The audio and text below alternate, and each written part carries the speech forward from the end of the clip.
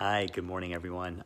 So it is 6 o'clock in the morning, and I am officially on baby duty Sunday morning. And I had a moment of inspiration, and I thought I'd share a little story with all of you.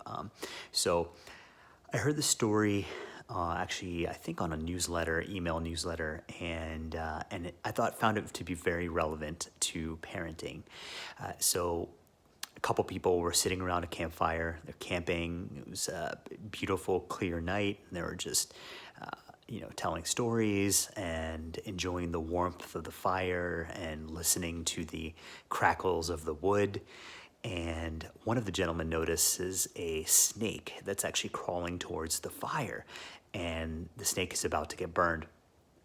And so what he does to save the snake, he reaches down and tries to move it. And in an attempt to move it, the snake gets defensive and actually bites him. And he quickly reacts and gets scared, and the snake falls into the fire. And immediately he jumps on his hands and knees and pulls the snake out from the fire.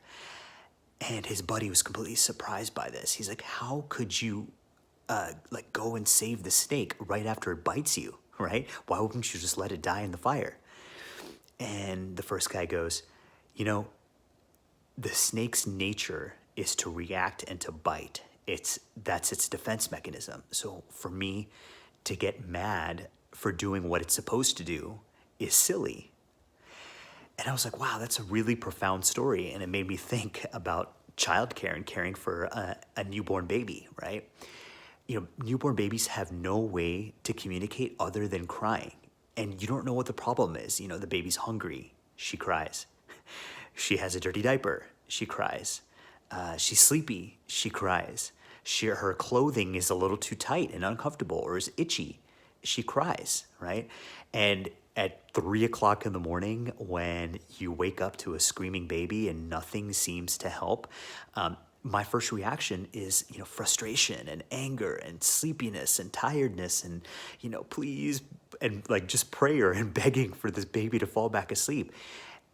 But, in those moments is when I think of this story. It's like, okay, for me to get mad and angry and exasperated at this baby for her doing what she knows how to do, and for her to respond naturally to in the only way she knows how to communicate, is for me is making the same mistake. And with that story in the snake, it's like I'm getting mad at this baby for doing what comes natural to her, right?